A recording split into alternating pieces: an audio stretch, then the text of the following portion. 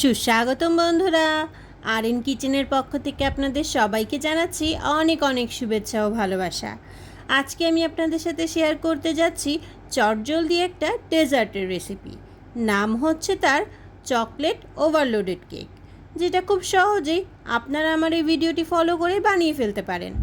তবে চলুন আর দেরি কেন, দেখে আসি এটা বানাতে আমাদের কি কি উপকরণ লাগছে। আপনাদের সাথে শেয়ার করছি প্রথমেই চকলেট বেসিক কেকের রেসিপি। আপনারা কিন্তু চাইলে এটা বাইরে থেকেও কিনে আনতে পারেন। প্রথমে আমাদের লাগছে আধা কাপ পরিমাণের ময়দা, নিয়েছি এখানে 1/4 কাপ পরিমাণের চিনি।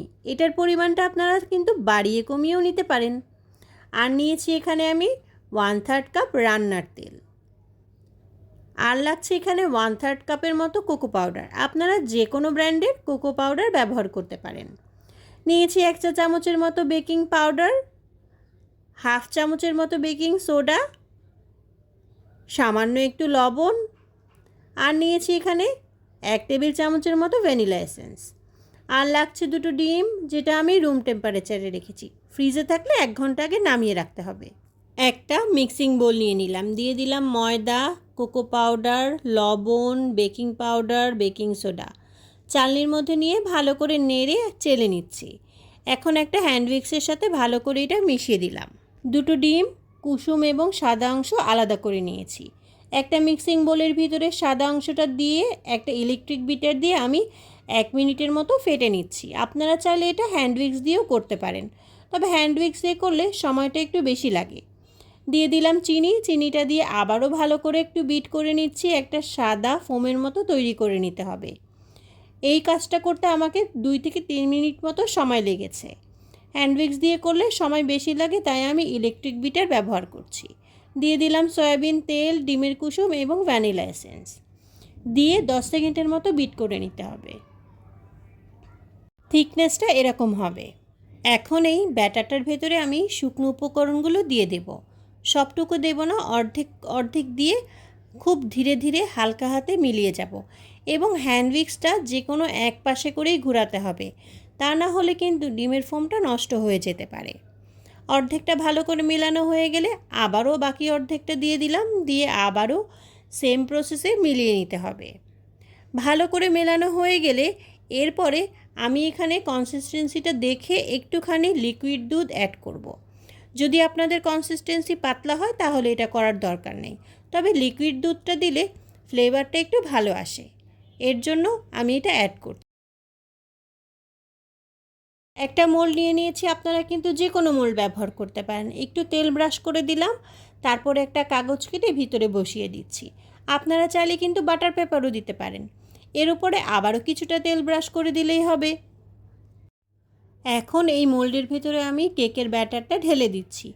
যতটুকু সম্ভব উপর থেকে ঢালার চেষ্টা করবেন, তাতে করে কিন্তু লাম্পসটা কম ক্রিয়েট হয়। একবার একটু ট্যাপ করে নিয়েছি, তারপরে আবার একটু উপর থেকে মনে হয়েছে আবার একটু ট্যাপ করে নিলাম। এখন আমি চলে যাচ্ছি নেক্সট ধাপে। একটা চুলায় পাতিল বসিয়ে দিয়েছি, 5 মিনিটের জন্য প্রিহিট করে নিয়েছি। স্ট্যান্ড দিয়ে নিয়েছি। এখন আমি এটার উপরে মোলটা বসিয়ে দিচ্ছি। মোলটা বসিয়ে আমি এটা 30 মিনিটের জন্য মিডিয়াম টু লো হিটে বেক করে নেব। 10 মিনিট পরে দেখছেন কতটা ফুলে উঠেছে কেকটা। আবারও ফিরে আসলাম 15 মিনিট পরে। দেখুন কেকটা কিন্তু অনেকটাই ফুলেছে। কেকটা তৈরি হয়ে গেছে। এখন আমি একটা কাঠির সাহায্যে এটা একটু চেক করে নিচ্ছি ভেতরে কাঁচা আছে কিনা। কাঠিটা ঢোকানোর পরে যদি কাঠিটা ক্লিন আসে, তার মানে কিন্তু কেকটা হয়ে গেছে। এখন আমি কেকের উপরের ফিলিংটা তৈরি করে দিচ্ছি। দিয়ে দিয়েছি 2 কাপ পরিমাণের লিকুইড দুধ, নিয়েছি 1/4 কাপ চিনি, আর নিয়েছি আমি কিছুটা ডার্ক চকলেট। আপনারা কিন্তু নর্মাল চকলেটও ব্যবহার করতে পারেন। আর নিয়েছি 1/3 কাপের মতো কোকো পাউডার। চুলায় একটা পাত্র বসিয়ে দিয়েছি। দিয়ে দিলাম এখানে লিকুইড দুধ, আর দিয়ে দিচ্ছি চিনি। এটা দিয়ে একটু নেড়ে নিলাম। দিয়ে দিলাম কোকো পাউডার, এটা দিয়েও একটু নেড়ে নিয়েছি। দুধটা গরম হয়ে আসলে দিয়ে দিচ্ছি ডার্ক চকলেট। দিয়ে ভালো করে নেড়ে ডার্ক চকলেটটা গলিয়ে নিতে হবে। এই কাজটা চুলার আঁচটা মিডিয়াম রেখেই করতে হবে, তা না হলে কিন্তু তলায় লেগে যেতে পারে। একটু সময় নিয়ে ভালো করে নেড়ে আমি এটা গলিয়ে নিচ্ছি।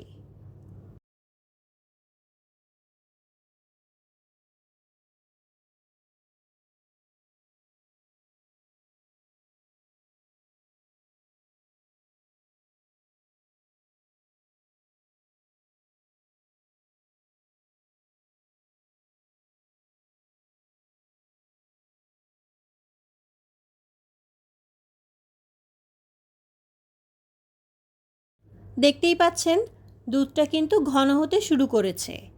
এভাবে আমি আরও কিছুক্ষণ জাল করে নেব, যতক্ষণ পর্যন্ত একটা থিক কনসিস্টেন্সি চলে না আসে। স্প্যাচুলাটা উঠিয়ে দেখতে হবে এভাবে যে খুব ধীরে ধীরে পড়ে কিনা, তাহলে বুঝতে হবে এটা তৈরি হয়ে গেছে।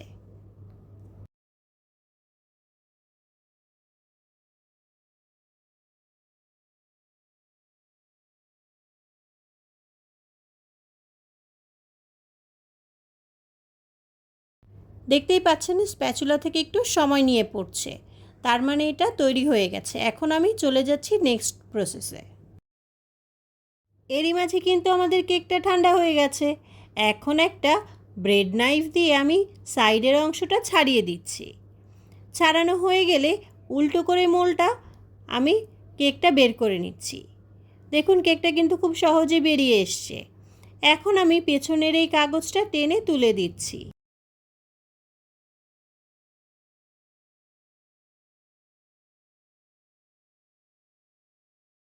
দেখতেই পাচ্ছেন কেকটা কত নরম তুলতুলে হয়েছে। এখন আমি এই কেকটা কেটে নেব। যেই সাইজে আপনি চান সেই সাইজ অনুযায়ী পিস পিস করে নিতে পারেন। আমি এই ধরনের সাইজ চাচ্ছিলাম, এর জন্য আমি এভাবে করে কাট করে নিয়েছি।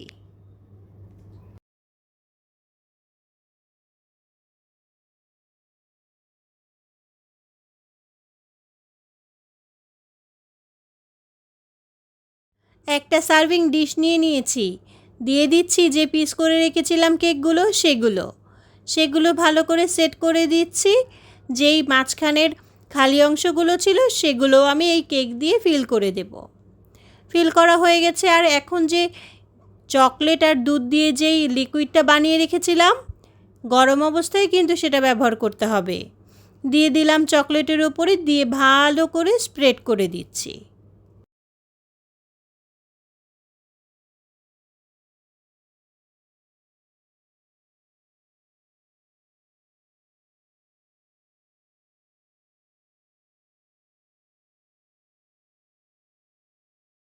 এখন ডেকোরেশনের পালা। আমি কয়েকটা কেক ছিল সেগুলো একটু গুঁড়ো করে উপর দিয়ে ডেকোরেশন করে দিচ্ছি। ডেকোরেশনটা যার যার নিজের মতো, আপনি আপনার ইচ্ছা মতো করতে পারেন। এভাবে আমি ডেকোরেশনটা কমপ্লিট করলাম। দেখলেন তো কত সহজে আপনাদের সাথে শেয়ার করে দেখালাম চকলেট ওভারলোডেড কেক। আপনারাও না বাসায় এটা খুব তাড়াতাড়ি বানিয়ে মেহমানদেরকে খাওয়াতে পারবেন। বাচ্চা কিংবা বড় সবাই কিন্তু এই দারুণ মজাদার ডেজার্টটা খেয়ে আপনার সুনামি করবে। তবে আর দেরি কেন, আমার এই ভিডিওটি ফলো করে লাইক শেয়ার সাবস্ক্রাইব করে এবং কমেন্ট করে সবার মাঝে ছড়িয়ে দিন। আজকে এখানেই বিদায় নিচ্ছি। দেখা হয়ে যাবে আবারও নতুন কোনো রেসিপি নিয়ে। আল্লাহ হাফেজ।